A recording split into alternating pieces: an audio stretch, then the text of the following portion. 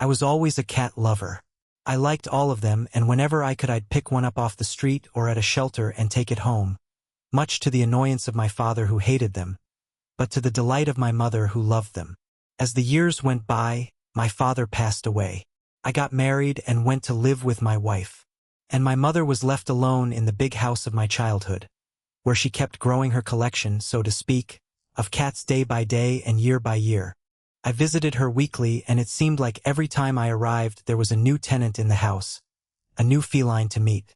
My mother would smile and say to me, caught in her little mischief of having another cat, I couldn't leave him on the street.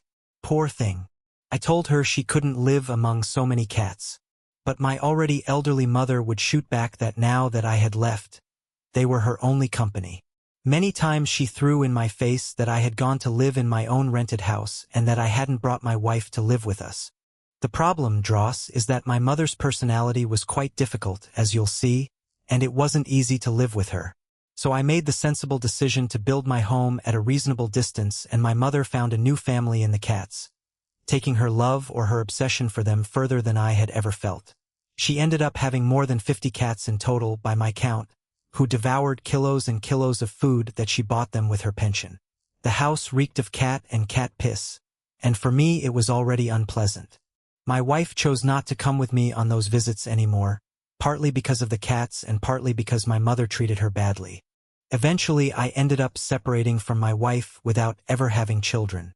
But given the situation, I chose to keep living alone in a more normal house than the big house I grew up in had become, because of my mother's obsession with cats. I saw that my mother's mental health was deteriorating, perhaps normally due to the passing of the years, and I saw her more and more absorbed in her cats. She talked to them, she petted them.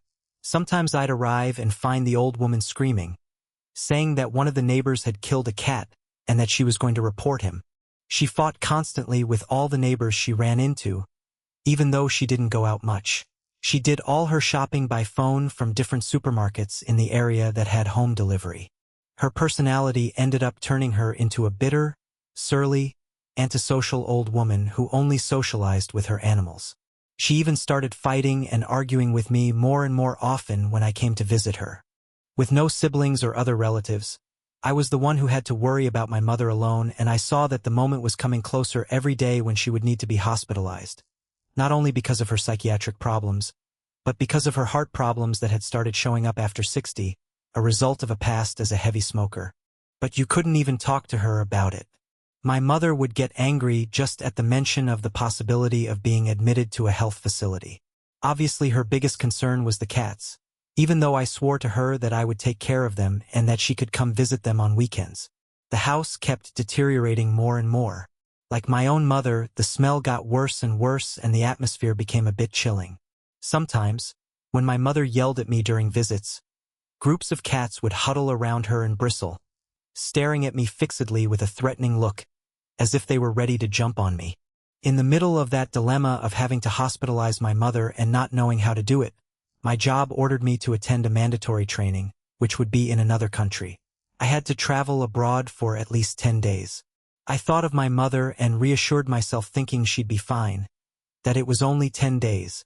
Although knowing how hopeless she was with technology, I took for granted that we would only be able to communicate by phone the old-fashioned way. I would leave her what she needed before I left. I'd tell her I wouldn't go the following week because I had to travel, and then I'd call her every day. And that's what I did. But my mother looked at me with contempt and accused me of making up the trip.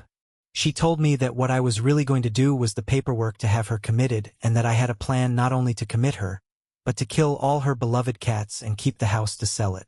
She really was getting worse and worse. Belle, I regretted having to leave the country, but I had no choice.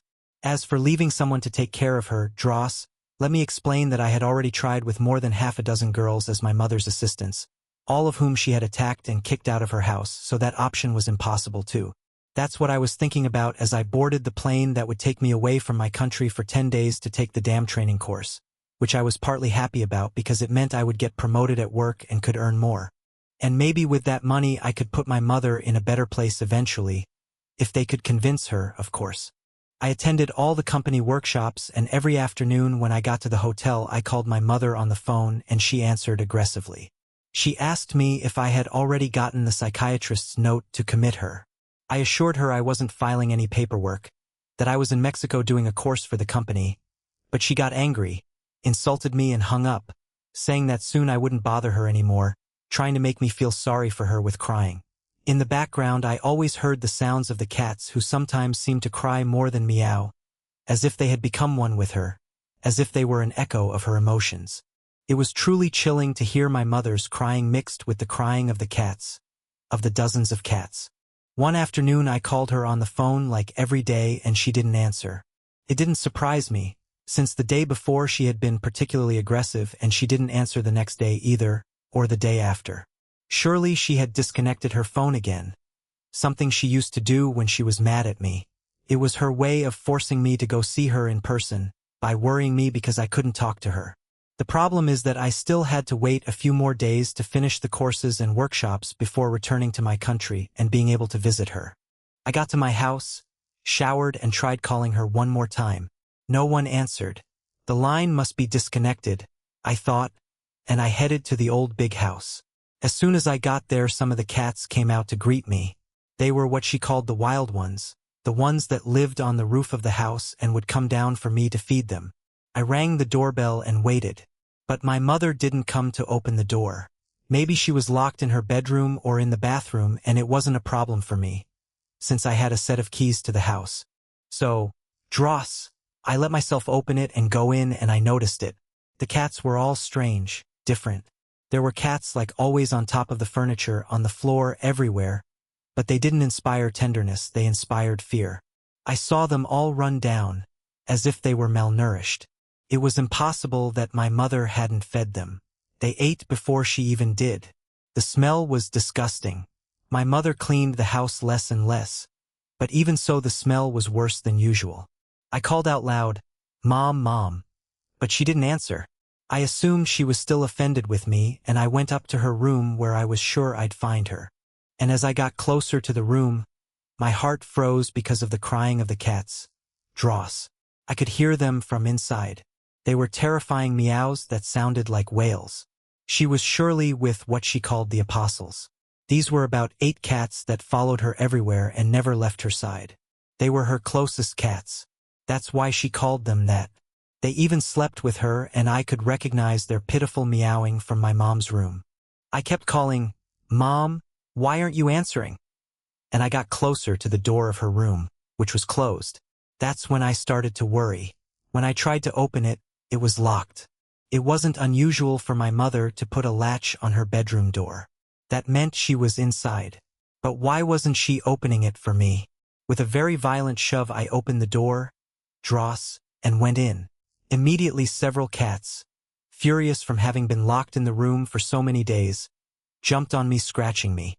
I shook them off in horror and saw my mother on the bed. A spectacle of horror because the old woman was, as you can imagine, dead.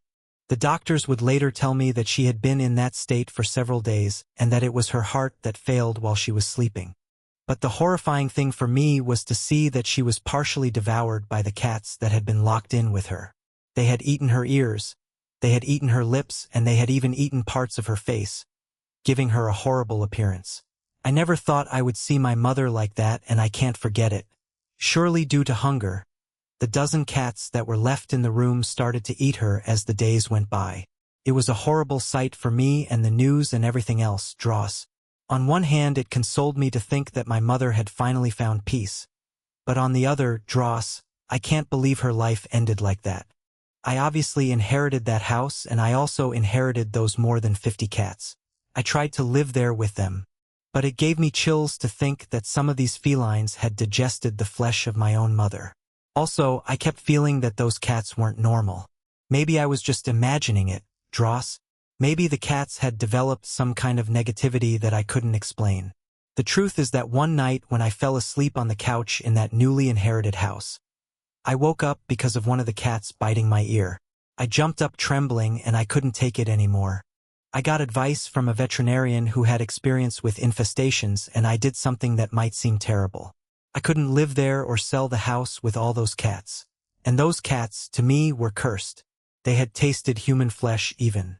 So this vet and I prepared a formula that we gave to all of them mixed with food, and we put them to sleep. There were dozens and dozens of cats, and I took them out dead in bundles and bundles in my car to take them to the dump as if I were a criminal getting rid of his victims. Only after that procedure was I able to hire someone to clean the house, paint it, and live in it. I'm not very sure about the jurisdiction, but they've told me that what I did was illegal. There are no more cats in this house. My mother isn't here anymore, Dross. It's just me, and I'm thinking of selling it at some point because it's too big for me. And yet, I could swear that from the roof I still hear the chilling crying of the cats, and even my mother's voice seems to be in there crying, accusing me of what I did, of having killed them all. The truth is that I no longer love cats, nor do I hate them. I'm just afraid of them. I know the animal lovers in your audience will hate me, but I had no option. I hope you can understand me. Sincerely, Rolo. The story you just heard is completely real. The details of the person who sent it to me have been duly protected, just as he requested.